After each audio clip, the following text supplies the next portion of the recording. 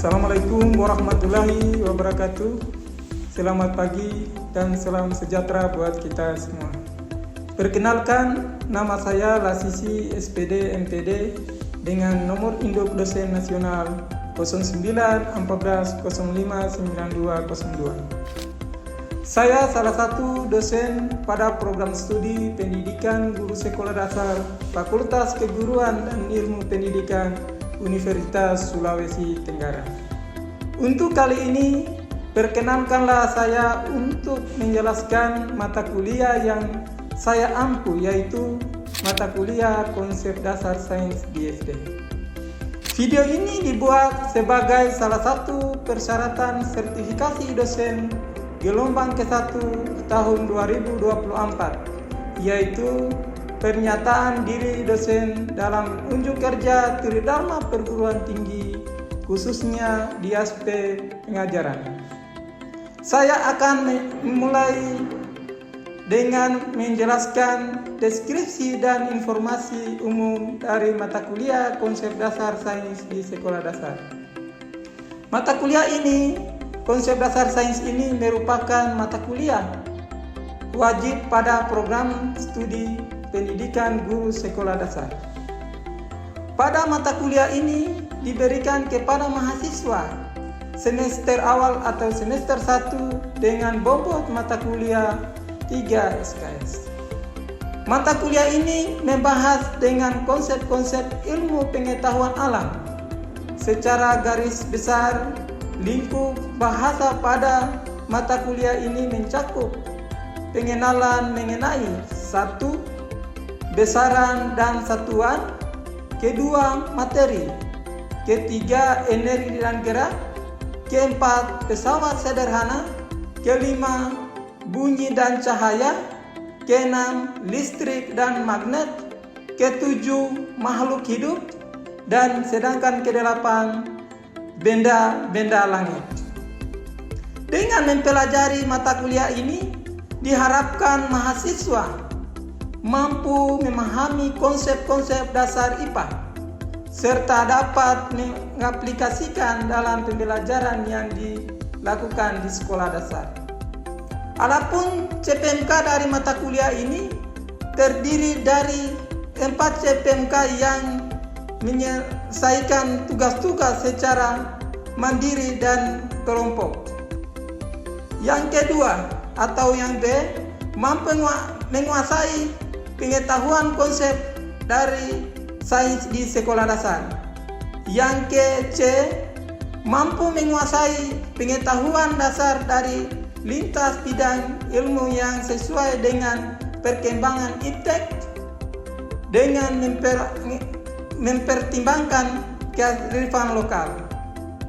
Yang D, mampu menegakkan pemikiran logis, kritis, sistematis, inovatif dalam konteks pengembangan atau implementasi ilmu pengetahuan teknologi yang memperhatikan dan menerapkan nilai humaniora yang sesuai dengan bidang pendidikan dasar.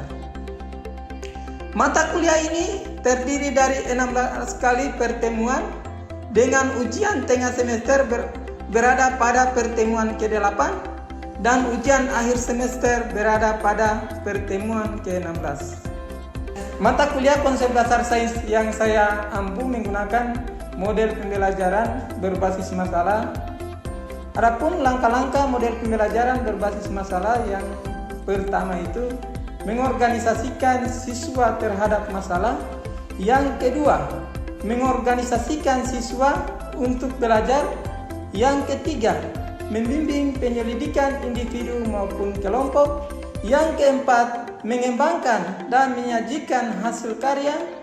Yang kelima, menganalisis dan mengevaluasi. Adapun proses penilaian model pembelajaran berbasis masalah mencakup beberapa tahapan penting yang dirancang untuk mengevaluasi pemahaman dan keterampilan siswa secara menyeluruh. Berikut adalah langkah-langkah untuk dalam proses penilaian proses pembelajaran berbasis masalah. Yang pertama, perencanaan penilaian. Kedua, penilaian formatif. Yang ketiga, penilaian proses. Yang keempat, penilaian produk. Yang kelima, penilaian sumatif. Yang keenam, umpan balik. Yang kesembilan, refleksi dan penyempurnaan. Demikian informasi yang saya sampaikan mengenai mata kuliah konsep dasar sains di sekolah dasar ini untuk mahasiswa program studi pendidikan guru sekolah dasar Fakultas Keguruan dan Ilmu Pendidikan Universitas Sulawesi Tenggara. Berikutnya cuplikan dari proses pembelajaran yang akan saya laksanakan secara sinkronus tatap muka di ruang kelas. Selamat menyaksikan. Jadi hari ini kita belajar mata kuliah konsep dasar sains ya. Jadi sebelum kita masuk pada materi hari ini, kan kita minggu lalu kita sudah belajar juga ya, kita sudah masuk. Jadi siapa yang masih ingat materi waktu pertemuan minggu lalu? Materi apa pertemuan minggu lalu? Materi gerak. Gerak ya? Gerak. Jadi materi gerak itu siapa yang masih ingat yang Pak Guru atau Pak dosennya saya jelaskan minggu lalu terkait dengan gerak? Siapa yang bisa menjawab? Coba angkat tangan. Saya Pak. Ya silakan. Atas nama siapa? Sri Banggai Pak. Oh iya, silakan. Gerak itu perubahan tempat, perubahan posisi benda dari tempat satu ke tempat Yang lainnya ya. Jadi gerak itu adalah siapa lagi yang bisa menambahkan atau bisa memberikan atau masih mengingat pelajaran minggu yang lalu? Ya Pak, Silakan. gerak itu adalah perubahan atau pergeseran benda dari satu tempat ke tempat yang berbeda. Oke, sudah bagus ya. Berikan dulu aplaus untuk. Jadi di pelajaran minggu lalu kita sudah masih ingat ya, terutama terkait dengan gerak. Jadi gerak itu adalah proses terbang tempat ya, dari ke tempat yang satu ke tempat yang lain. Contohnya kita ini kan tadi di rumahnya atau di prodi ya, dan kita datang di sini berarti ada proses perubahan tempat tadinya di rumah ke kampus. Jadi disitulah pentingnya kita mempelajari yang namanya gerak. Jadi sekarang materinya kita itu tentang materi pesawat sederhana. Jadi mata kuliah ini sangat penting ya, karena materi pesawat sederhana ini sering kita gunakan atau kita lakukan dalam kehidupan kita sehari-hari. Jadi kita masuk penjelasannya ya. Jadi penjelasannya kita harus sebelum kita melangkah ke contohnya, kita harus tahu dulu apa sih itu pesawat sederhana atau pesawat. Apa itu pesawat? Kalau transportasi ya. Kalau pesawat sederhana apa sih? Pesawat sederhana. Alat bantu untuk pekerjaan manusia ya. Jadi pesawat sederhana itu alat bantu untuk mempermudah pekerjaan manusia. Jadi mungkin kalian sudah paham ya, karena kalian sudah lakukan aktivitas dengan kehidupan sehari-hari. Apa sih itu bedanya pesawat sederhana dengan pesawat terbang? Pasti ada perbedaannya ya. Pesawat terbang itu seperti apa? Pesawat sederhana itu seperti apa? Apa itu pesawat terbang atau pesawat dengan pesawat sederhana? Siapa bisa menjawab? Saya Pak. Silakan. Kalau pesawat sederhana itu alat bantu untuk mempermudah pekerjaan manusia, sedangkan pesawat terbang sebagai alat transportasi. Alat transportasi ya. Jadi pesawat sederhana itu yang sederhana, namanya sederhana berarti aktivitas yang kita lakukan di dalam kehidupan sehari-hari itu sering kita gunakan. Oke. Kemudian materi kedua itu sebelum kita membahas lebih dalam materi pesawat sederhana, di sini juga ada jenis pesawat sederhana. Jenis pesawat sederhana itu terbagi menjadi 4 ya. Yang pertama itu tuas, kemudian bidang miring, lalu katrol, kemudian roda poros. Jadi ini kita sudah sebenarnya materi ini kita hanya mengulangi karena kita sudah pernah pelajari di sekolah dasar ya. Kalian kan sudah pernah, namanya kalian kuliah tidak akan mungkin tiba-tiba kuliah ya. Pasti kita belajar dulu dari dasar. Jadi materi ini kita sudah pelajari waktu kita di SD. Jadi adik-adik semua itu kan calon guru ya. Jadi semua yang kita pelajari di sini bisa kita aplikasikan nanti ke sekolah di mana kita nanti entah itu PPL maupun kita nanti soal sarjana kita sudah makannya. Oke, kita masuk pada pesawat sederhana. Jadi ini pesawat sederhana, ini penjelasannya. Pesawat adalah alat yang digunakan manusia untuk mempermudah melakukan kerja atau usaha. Jadi mempermudah.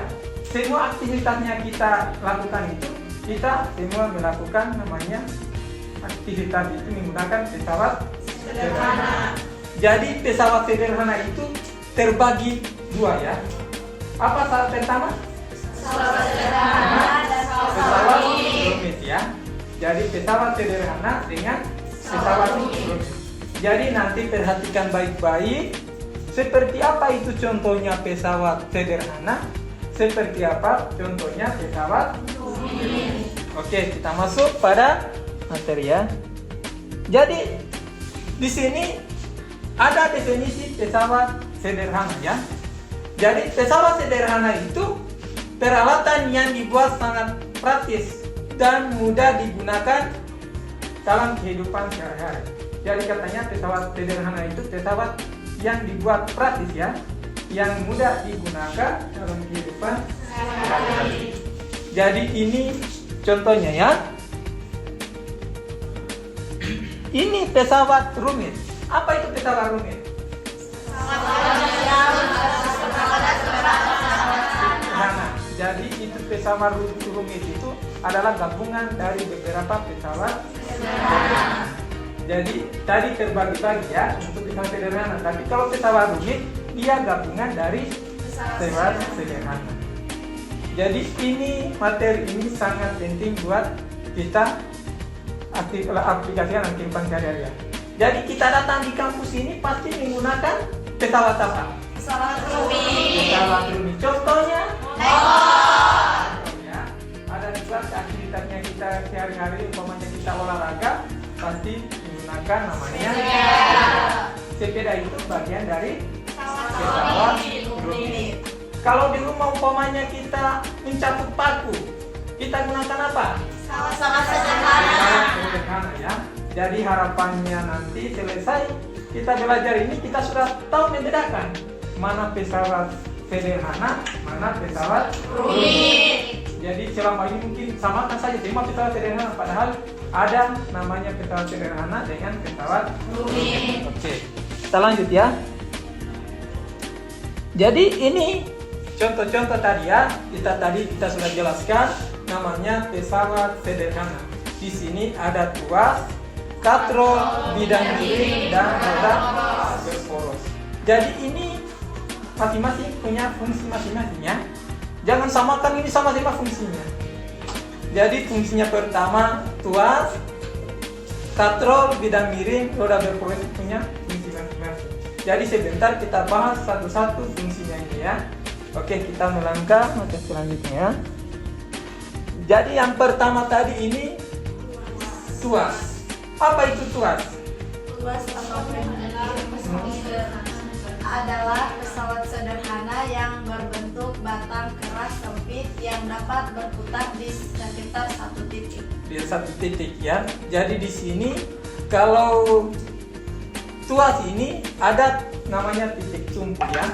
Ada namanya juga titik beban, dikodekan di situ ada B ya. Kemudian lengan beban. Di situ mana lengan bebannya? Lengan beban ini yang ini ya. Berada di antara titik tumpu dan beban. Kemudian lengan kuasa. Kalau lengan kuasa itu berada di mana dia? Antara titik tumpu dan kuasa. berada di antara titik tumpu dan titik kuasa. Jadi di sini ketika kita umpamanya ini kan beban ya. Ketika kita taruh bebannya berat, pasti ini diturunkan ke bawah. Ini disinilah contohnya kalau warna anak panah itu, anggap saja itu anak panah bawah itu ada orang di situ ya. Kemudian anak panah menuju ke atas itu, anggap saja di situ ada beban. Ketika kita angkat, maka beban itu naik ke atas, sedangkan titik kuasanya berada di bawahnya. Jadi ada perbedaannya ya. Jadi kita melangkah pada materi selanjutnya ya. Sekarang masuk pada materi namanya katrol. Jadi apa itu katrol? Siapa yang kira-kira bisa menjawab apa itu katrol? Silakan. Pesawat sederhana yang terdiri dari sebuah roda atau piringan beralur dan tali atau kabel yang mengelilingi alur roda atau piringan tersebut. Jadi katrol itu adalah pesawat sederhananya yang dia mempunyai piringan atau punya roda ya, yang ada talinya. Jadi di sini semua itu punya fungsi ya. Jadi pesawat sederhana ini yang katrol ini biasa kalian lihat di mana? Sumur. Selain di sumur di mana lagi? Di tempat kerja. Di mana? Yang bendera. Oke, bagus saja yang bendera ya. Pada saat kita upacara itu, kita pasti menaikkan bendera ya. Ketika menaikkan bendera itu, dia menggunakan katrol. Dia itu kalau katrol di tiang bendera itu masuk katrol apa dia? Katrol apa? Katrol tetap. Kenapa dikatakan katrol tetap? Karena tidak bisa berpindah. Karena tidak bisa. Jadi namanya tetap, tidak bisa berpindah-pindah ya. Hanya bebannya saja yang berpindah tempat ya. Tapi katrol tetap itu dia tidak bisa berpindah. Contohnya itu pada saat kita di sumur, tapi sekarang serba canggih ya. Kalau dulu itu selalu menggunakan namanya katrol tetap. Begitu juga bendera, tetapi tetap menggunakan katrol tetap ya. Tidak ada itu bendera dikasih pakai mesin ya. Tapi kalau di katrol di sumur itu sekarang serba mesin canggih. Tapi ini juga digunakan biasa orang kasih naik pasir di gedung lantai 2 atau lantai 3. Pasti namanya menggunakan katrol tetap ya. Jadi ini katrol tetap ini sangat bermanfaat dalam kehidupan kita sehari-hari. Oke, kita lanjut ya. Sekarang bidang miring. Apa itu bidang miring?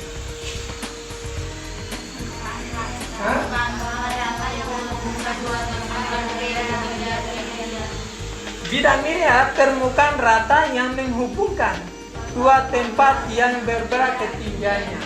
Jadi dua tempat yang berbeda ketinggiannya.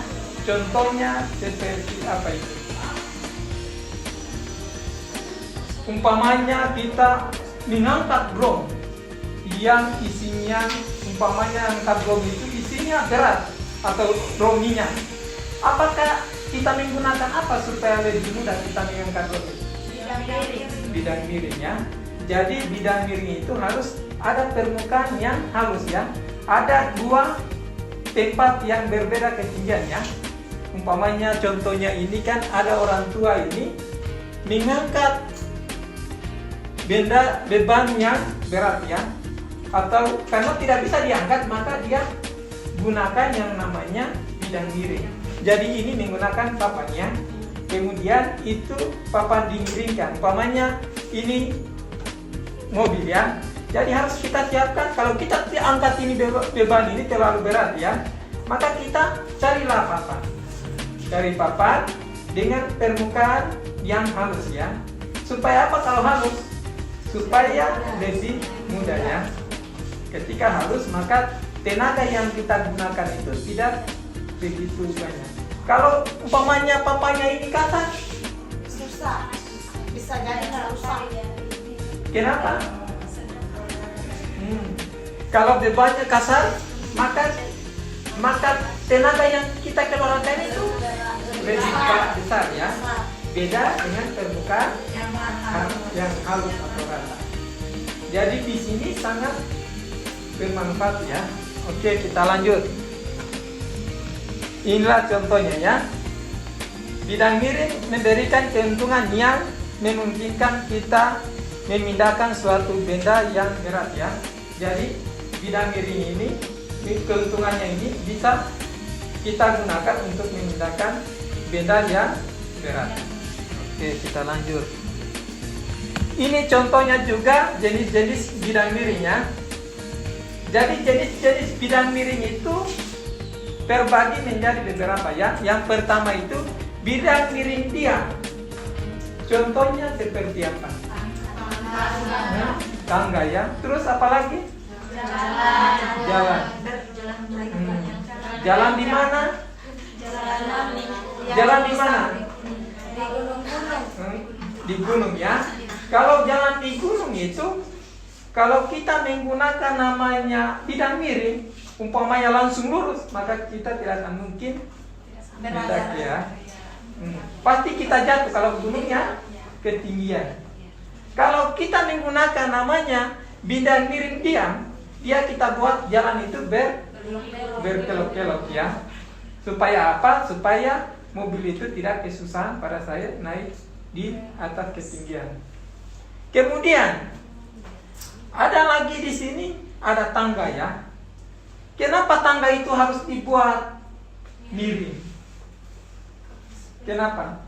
Siapa yang pernah naik di atas lantai 2 sini? Semua pernah naik ya. Tapi kenapa harus dibuat itu pakai bidang miring diam? Kalau lurus terus nanti jatuh. Nanti jatuh ya. Pasti tenaga yang kita gunakan itu besar ya. Kalau kita menggunakan bidang miring yang kita gunakan di tangga itu, maka tenaga juga kita itu tidak membutuhkan tenaga yang terlalu besar. Jadi kalau bidang miring, kalau siapa yang pernah ke Lipo? Yang semua ya. Kalau naik di lantai 2 itu pakai apa? Pakai tangga apa dia itu? Berjalan ya. Dia dengan bisa berjalan ya. Jadi ini juga roda berporos. Kalau roda berporos itu seperti apa contohnya?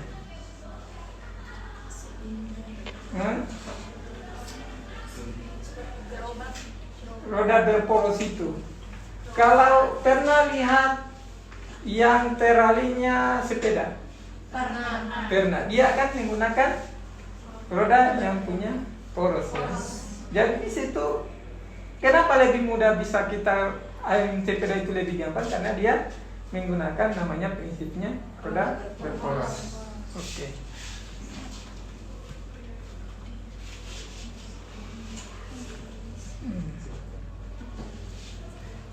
Di sini materi kita hari ini mungkin siapa kira-kira. Jadi materi kita hari ini cukup sekian ya. Nanti kita lanjut. Sebelum mungkin saya tutup, ada yang perlu ditanyakan terkait materi pada kesempatan ini? Ya, silakan.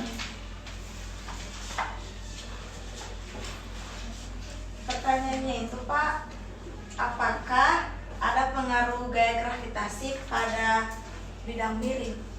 Apakah ada gaya gravitasi ya? Bagus sekali pertanyaannya. Siapa kira-kira yang bisa menjawab dari pertanyaan teman?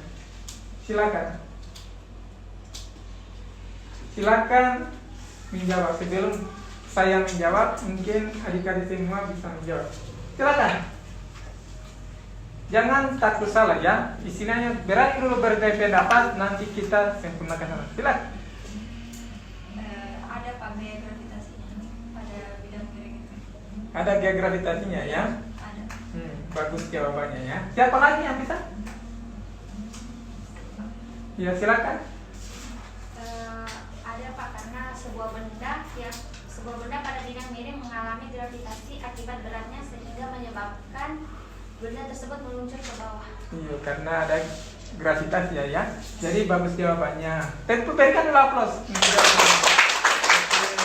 Berarti sudah paham ya, dari materi kita sudah paham ya.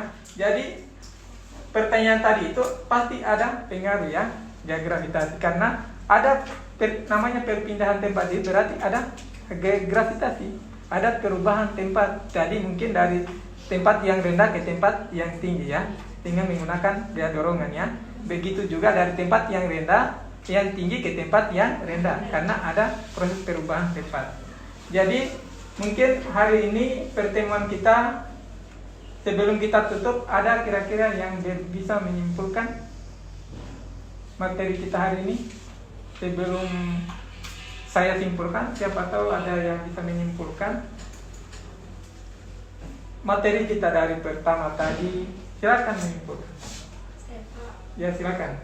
Mungkin kesimpulan dari materi yang Bapak sampaikan tadi terkait pesawat sederhana, yang dimana pesawat sederhana itu sebuah alat bantu yang bisa memudahkan pekerjaan manusia, yang dimana terbagi menjadi 4, yaitu ada tuas, ada bidang miring, ada katrol, dan roda berporos. Oke. Jadi itu kesimpulannya ya. Jadi tuas itu terbagi menjadi 4, bidang miring, roda berporos, tuas atau bidang miringnya. Jadi di sini, jadi dari materi ini sangat penting kita aplikasikan dalam kehidupan sehari-hari ya. Jangan materi hari ini kita tidak aplikasikan dalam kehidupannya kita ya. Jadi apapun hari ini kita dapat di kampus, ketika kita tiba di rumah, kita harus bisa membedakan mana perbedaan antara tuas golongan pertama, tuas golongan kedua, dan tuas golongan ketiga. Supaya itu ada manfaatnya kita belajar hari ini. Jadi mungkin hari ini Pak dosen sudah, hari ini saya sebagai pengampu mata kuliah ini, jadi pertemuannya kita hari ini kita tutup ya. Sebelum mungkin kita tutup, anggap bagusnya berdoa dulu sebelum saya tutup. Silakan kita tinggalkan berdoa. Baik, karena perkuliahan kita pada pagi hari ini sudah selesai. Sebelum kita pulang, marilah kita berdoa dimulai.